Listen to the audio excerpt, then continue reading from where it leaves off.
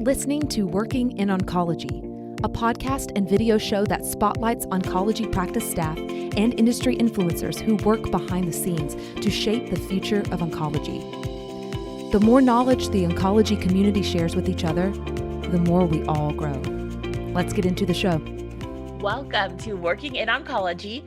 I'm your co-host, Alicia Evans, and I'm joined here today by Runcie CW Chidebe.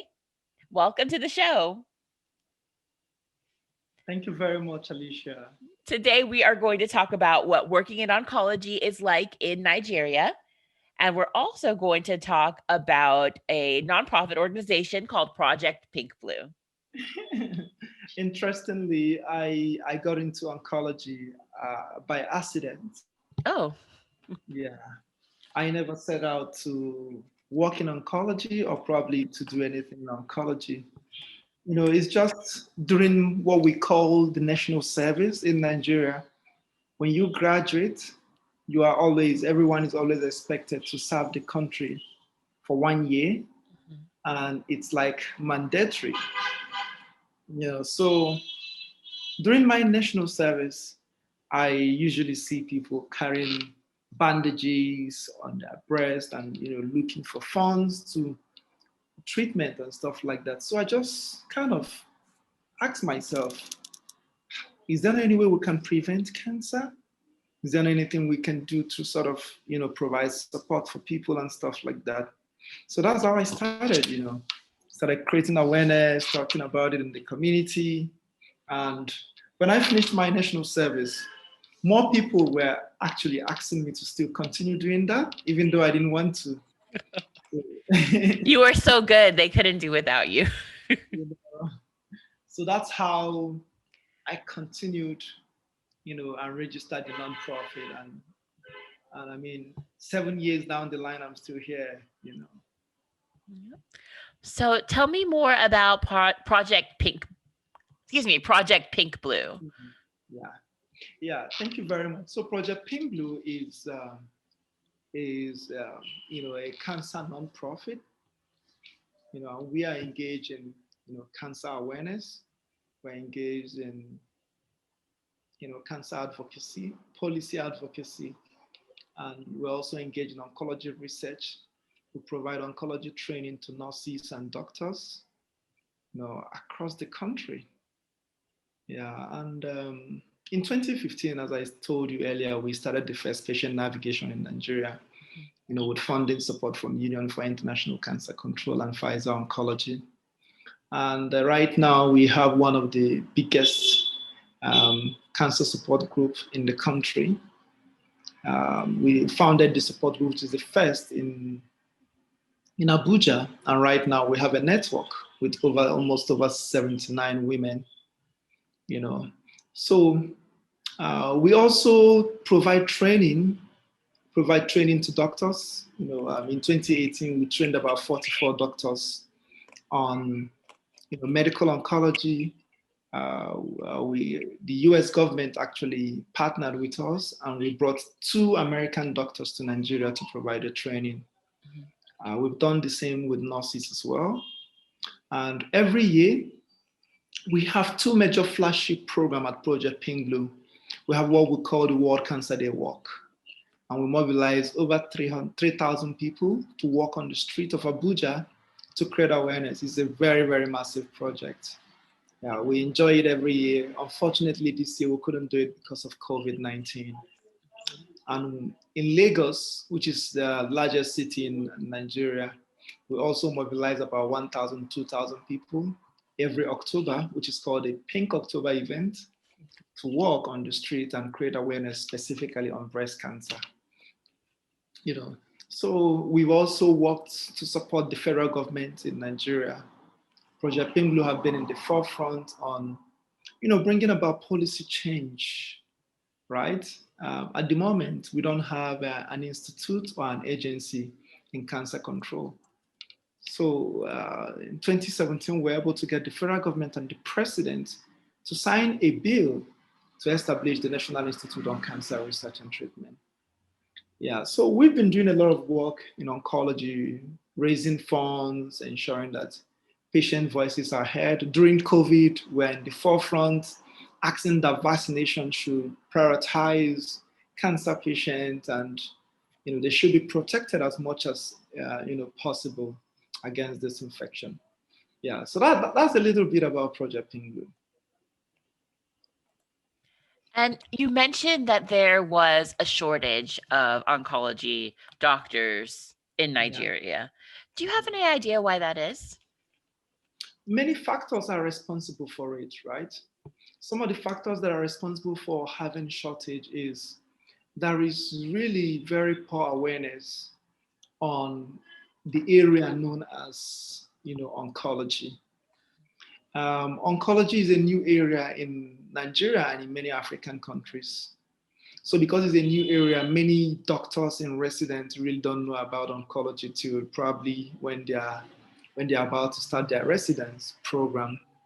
So the training program is really poor, in the sense, like in other countries like the US and America, US and the UK, Australia, many high-income countries, you have oncologists that are broken down into medical oncology and radiation oncology. But right now, the training that we have is more what we call the clinical oncology, having the two of them as one. So the training is poor. Also, secondly, there is a very poor working condition for doctors here. So most of the doctors will prefer to go to high-income countries. Once they finish their training, they usually love to travel out of the country because they get better pay. Even nurses, they get better pay, they get better, life welfare package, and stuff like that. Yeah. Other reasons as well is probably very poor government support. The government is not really supporting the healthcare as it's supposed to be. So these doctors find it very easy to just go to the US, go to UK and Australia, where where they have a kind of better quality of life. Exactly. And unfortunately, the patients would suffer. Exactly. It's tough. You also mentioned survivorship and how there aren't very many stories of survivorship. Yeah. Right, in Nigeria, that are kind of centered. Yeah, survivorship is such an interesting topic to discuss in Nigeria and Africa. Because it's a topic that is rarely discussed, because many of the cancer patients don't survive. Survivorship is defined from the 5 years post-treatment, but many of them don't even make it. So where are the stories to share? Survivorship will really happen when there are sufficient treatment centers, when there are enough doctors to provide better care.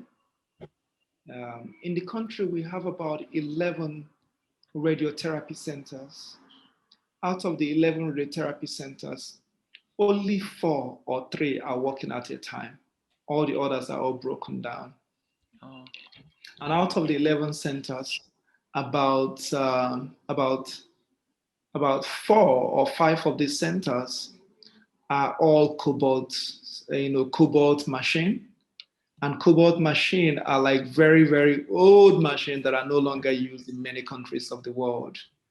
The gold standard now is more of a linear accelerator. That's the Linux, Yeah, so, survivorship is so difficult because, most of the patients, it's depressing for doctors, it's depressing for oncologists, it's depressing for a lot of people who are working in oncology care, and could really be more frustrating because you see these beautiful patients, you support them. For us, we raise a lot of money. Sometimes we raise almost like $30,000 for a single patient because there is no insurance. There is no insurance in the country. Only 5% of the country is covered by insurance. So every other person pay, with his or her own pocket. In me, as I'm talking to you today, if I am down with cancer today, I'm not sure I can afford treatment. you know.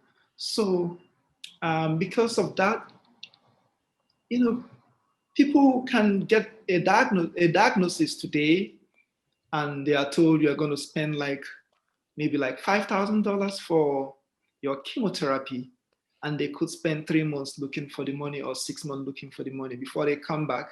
A stage 2 breast cancer has become a stage 3 breast cancer and probably has metastasized to other part of the body. So that's the challenge. So these multiple factors are what is really affecting survivorship, and it's making it more difficult by the day to record survivors and record survivorship stories. Because they're just not that population. They don't have the access to treatment to get to survivorship. Exactly. So many of our listeners are oncology staff. Um, and of course their day is stressful, not nearly as stressful, I'm sure, as in your country. How do they keep their heads up? How do they keep going every day? What inspires them, do you think?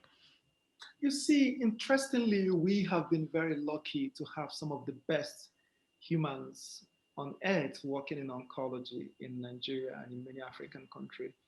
I really do not want to apologize to anyone who feels unhappy for me saying these guys are the best. You know, I'm sorry, but they are You really the think they're best the best?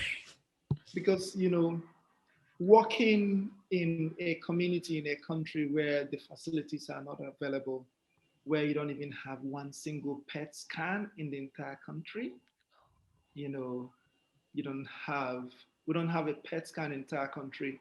The machines are always down, and there are opportunities opening for you to go to any part of the world.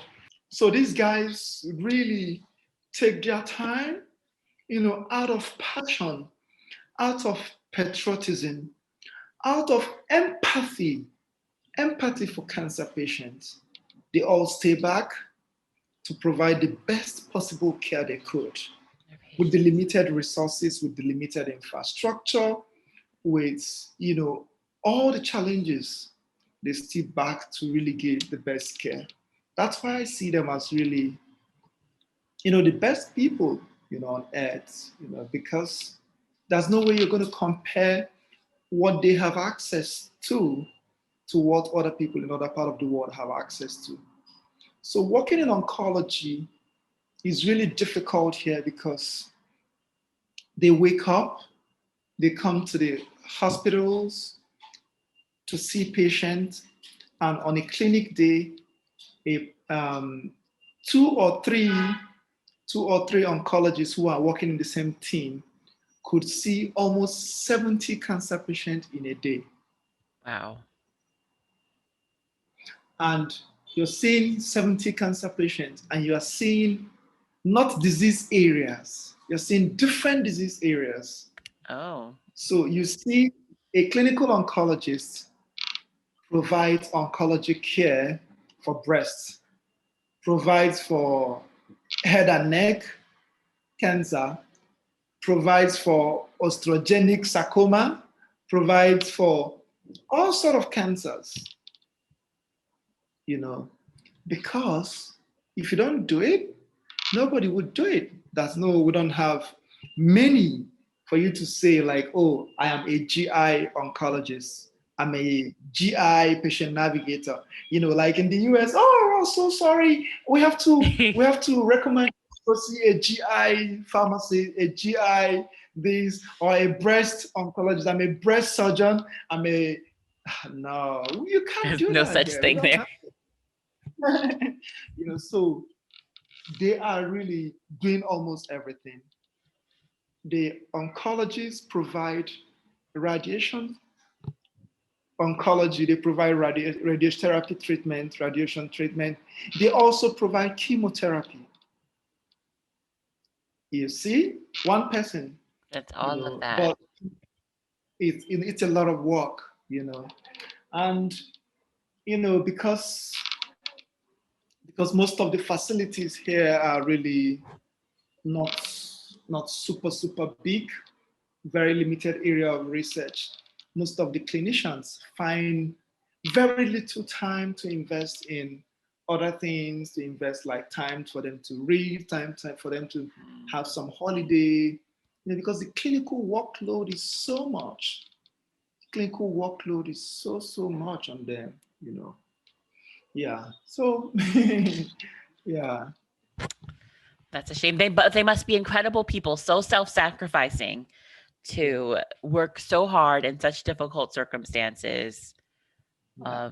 And then we have coronavirus, which changes a lot in the practice. Can you speak to how care has changed because of the latest pandemic? Yeah, a lot has really changed. To be honest, right?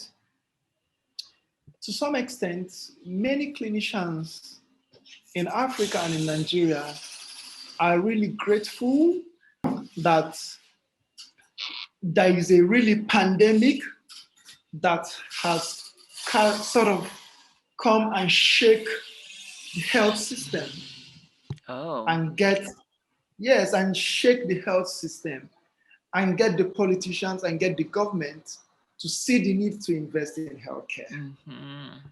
It exposed So a lot of. exactly, Uh-huh. I'm not sure I'm using the right word in terms of saying we appreciate the pandemic. That's not the right word, but I think Something, a bright yes, side, something good to come out of all of the exactly, suffering. Yes, truly, the pandemic is really a very bad thing because it's really disrupted economies, it disrupted the entire system. But it also has its own benefit, especially for low-income countries like Nigeria, because the pandemic showed that really the healthcare system is so fragile. An interesting thing was that it showed that there is need to bring in more investment in cancer control, more investment in healthcare. So within 2019, within 2020, the whole of 2020, healthcare has seen biggest funding the healthcare has never experienced before. Funding from government, funding from all different sectors, funding from even private sectors. So that's really how things has changed. We've had more molecular laboratories in 2020 than we have ever had for the past 20 years. Almost out of the whole 36 states of the country, half of the states now have molecular laboratories. Wow. So you really see how things has really changed because of this pandemic. And I also think people have become more aware about health. People are being more cautious. People are taking more, extra effort to care for themselves, and also care for people around them. And in terms of working in oncology, it has also been able to sort of, although it delayed treatment a lot, it delayed a whole bunch of treatment, but it has also been able to, you know, create that kind of health consciousness among everyone. So that's it's a positive change in Yeah, an yeah. otherwise negative. Yeah. So you spoke about how the COVID-19 vaccine is being promoted in your country, or can you speak more, sorry, about how the vaccine is being promoted in your country and what kind of access do your oncology patients have? Interestingly, we're really grateful to the government for listening to our advocacy, because when the vaccine was about coming into the country, all advocates were all releasing press statements, asking the government to ensure that cancer patients are prioritized. Mm-hmm. And we're grateful it happened, when the Oh, vaccine came excellent. in. Yeah, when the vaccine came in, once you're a cancer patient and you go over there, you just get your vaccine straight ahead, Oh, which that's is good. wonderful. Yeah, which is really good. At least they get protect themselves, from the COVID-19, infection. Yeah. So the vaccine arrived from the UK, I think, a few weeks ago. Right now, they are really, vaccinating millions of people, which is good. So hopefully, The infrastructure from this vaccine should also be, sustained for other vaccination programs like HPV, as I said, and That would be. Yes, you did mention the issue of HPV and lack of awareness. Can you tell me a little bit more about that? About vaccine access, yeah. HPV vaccine access in your country? Okay, so so in Nigeria we have what we call the national routine immunization program. So the national routine immunization program is list of vaccines that the government have actually put in place that people can receive absolutely free of charge and is part of the routine immunization. So what that means is that this specific vaccine, like polio vaccine, is routine, BCG is routine, and a whole bunch of others. But the human papilloma virus vaccine is not part of that national vaccination program. So what that means is that if if you know if there's a girl of 14 years who needed to get the HPV vaccine, or a woman who wants to get the HPV vaccine, she has to pay for it herself. It's considered extra. Or an exactly additional. about $20 to $30 or £30 to get it. So invariably, many women and many girls can't afford that because it's expensive to buy, and it's also not that accessible because you can only find it in major cities. Uh-huh. So, but if the government kind of, get this vaccine and put it as part of the national program, it becomes very easy and people can get it as a routine vaccine that once you are so age, you just go to the health clinic and you get a shot. Just like you would any other. So that's really, exactly, that's really the major problem. So that's really a huge program because other countries of the world are vaccinating their population massively. Absolutely. We are not vaccinating. And cervical cancer is a serious disease in Nigeria. More people are dying. It's actually number two after breast. It's actually after breast cancer. Cervical cancer is the leading in terms of cancer of women. Yeah, and that is happening because the prevention is really, really low. Unlike in other part of the world where lung cancer is like number one, and Yes. then possibly breast cancer as number two. But in So, Nigeria, um, but in Nigeria it's not.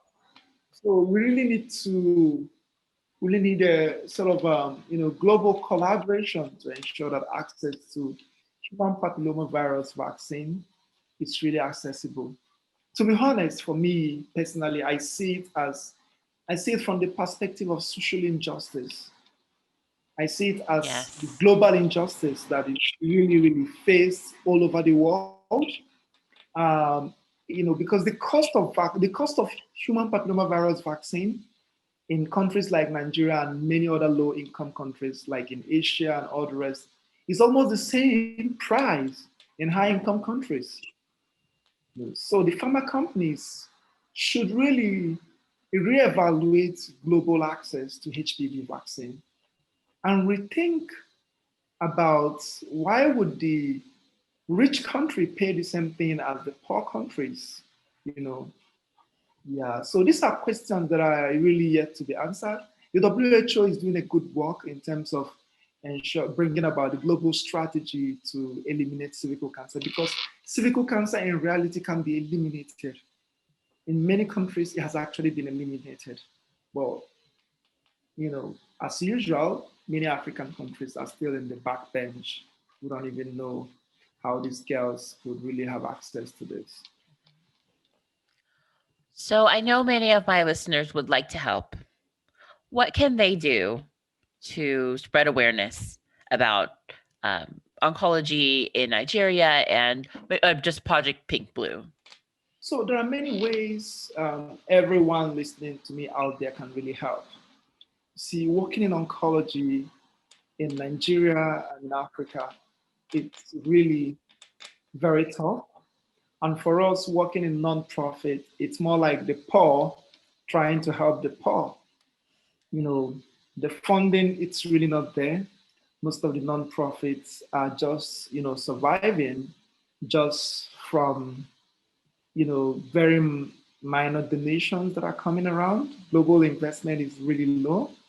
So one way that I think people listening to me out there can help is to help us really create more awareness, to help us speak to pharma companies, to help us speak to, global donor agencies.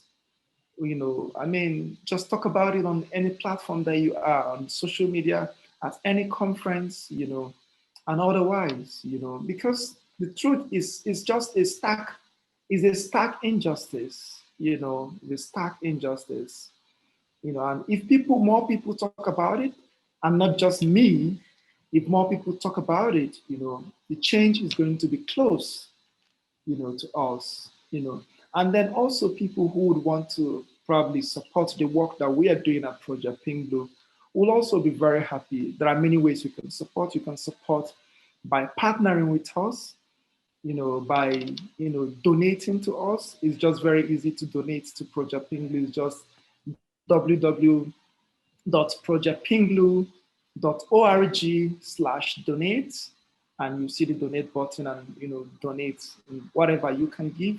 You can also decide that you just want to donate monthly to patients specifically, or to donate to some specific project. Feel free to email us and get more details. And we've also really had people who had called us from different parts of the world and say they just want to volunteer for us.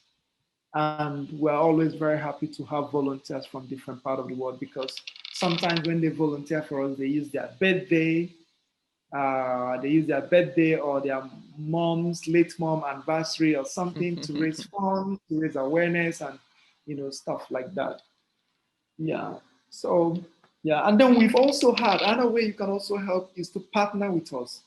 If you have any project that you're doing, if you have any research project that you're doing, you want to partner with us, you want to ensure that people also from Africa are included in your research, please don't hesitate to reach out to us, and we'll be very, very happy to engage our patients, help you in getting ethics approval or IRB approval to collect data here. So because we want to be included, we don't just want to be on the backside about what's happening and the change that we all want to see in oncology. Excellent. So I will include your email address and a link to Project Pink Blue in the notes for this show. So any of my audience, if you want to keep in touch, if you want to reach out and donate or volunteer, you will have all that information at your fingertips. Yeah, that's fine. Excellent. Okay, I want to thank you so much for joining me today. You've been listening to Working in Oncology. To ensure that you never miss an episode, subscribe to the show in your favorite podcast player. If you're listening in Apple Podcasts, we'd love for you to leave a quick rating of the show. Just tap the number of stars you think the podcast deserves. Thank you so much for listening. Until next time.